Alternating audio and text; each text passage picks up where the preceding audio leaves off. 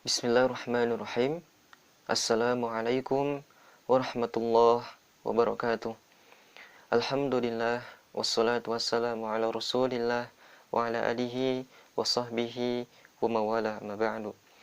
Teman-teman sekalian yang semoga senantiasa dirahmati dan juga senantiasa diberkahi oleh Allah Subhanahu wa taala.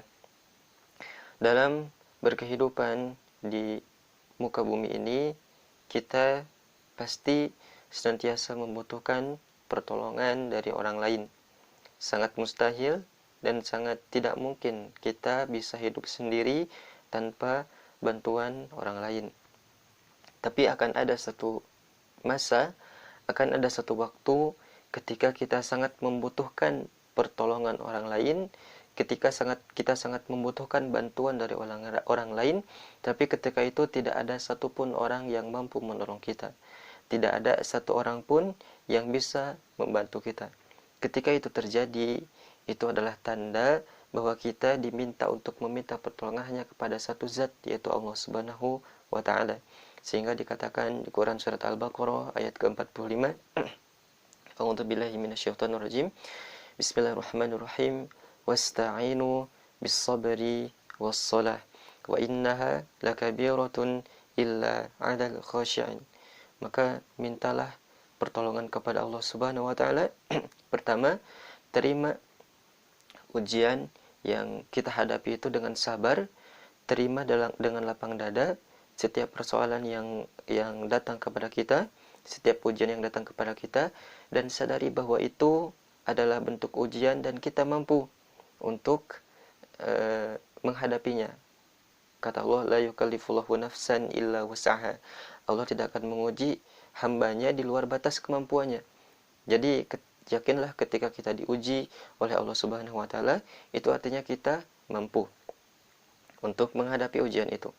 Maka pertama, terima dengan sabar. Wasta'inu bis sabri. Kemudian mintakan solusinya kepada Allah lewat salat wassalah.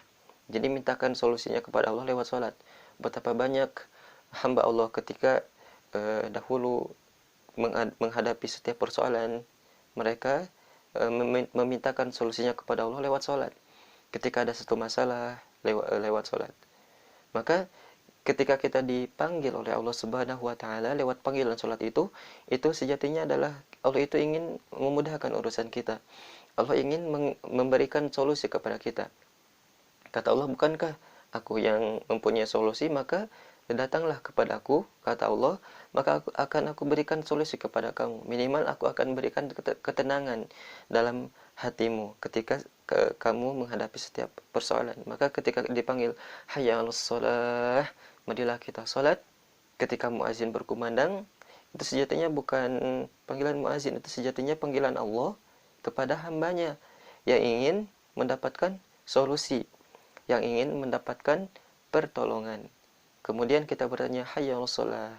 Ketika dipanggil hayya 'alas shalah, kita bertanya kenapa kita salat. Kemudian dijawab di kalimat selanjutnya, hayya 'alal falah, marilah kita memperoleh keberuntungan. Maka dengan salat kita akan beruntung, dengan salat kita akan tenang, dengan salat kita akan mendapatkan pertolongan.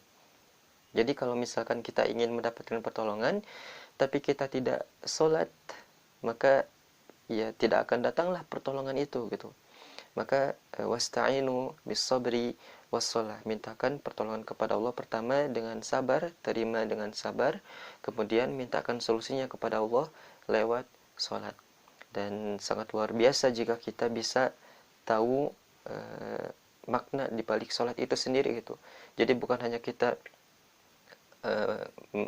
menggerakkan tubuh kita kemudian membacakan bacaan dalam salat itu, tapi kita tidak paham makna di balik apa yang kita bacakan, apa yang kita lakukan. Maka para ulama mengajarkan kepada kita untuk senantiasa memahami esensi dari sholat itu sendiri. Jadi bukan hanya kita cukupkan dengan menunaikan kewajiban kita, menggugurkan kewajiban, tapi kita tidak paham di balik sholat itu gitu. Apa makna takbiratul ihram, apa makna ruku, apa makna sujud, apa makna Sami Allahu liman hamidah, apa makna subhana rabbiyal azimi wa bihamdi rabbighfirli warhamni wajburni warfa'ni warzuqni wahdini, dan seterusnya. Bukankah itu ketika kita rabbighfirli, ya Allah ampuni saya, warhamni sayangi saya, wajburni warfa'ni tinggikan derajat saya, warzuqni berikan saya rezeki, dan seterusnya. Maka jika kita bisa paham makna dari dan esensi dari salat itu sendiri, maka Allah akan menurunkan pertolongannya kepada kita. Minimal kita akan diberi ketenangan dalam hati kita untuk bisa menghadapi ujian yang tengah kita hadapi. Semoga kita senantiasa dirahmati, dan semoga Allah Subhanahu wa taala selalu memberikan pertolongan kepada kita ketika kita menghadapi setiap ujian, dan Allah bisa memudahkan setiap ujian yang tengah kita hadapi. Wallahu a'lam bissawab. Subhanakallahumma wa bihamdika asyhadu an la ilaha illa anta astaghfiruka wa atubu ilaik. Barakallahu fikum. Assalamualaikum warahmatullahi wabarakatuh.